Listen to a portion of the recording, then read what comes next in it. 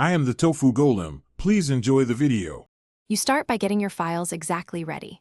Put MP3, OCC, ALAC, or WAV in one clean folder and name tracks clearly. This avoids duplicates.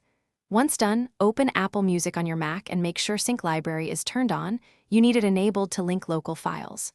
Also, sign in with the same Apple ID on all devices. Otherwise, files won't appear. This first step prevents errors and speeds the import and matching process. Now you import and let Apple Music do the heavy lifting. Drag your folder into the Music app or choose File, Add to Library. The app scans and attempts to match tracks to Apple's catalog.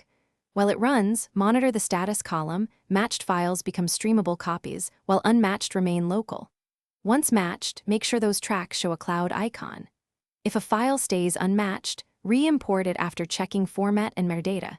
That fixes most middle step issues. Finish by syncing and confirming playback on your devices. On iPhone or iPad, enable Sync Library and sign in with the same Apple ID, then open Music and download the tracks you want for offline use. Once downloaded, test playback and metadata. If something goes wrong, toggle Sync Library off and on, check device storage, and reauthorize your Mac in Music's account menu. That single troubleshooting move resolves most sync and Thanks for watching. Consider subscribing if we helped you today.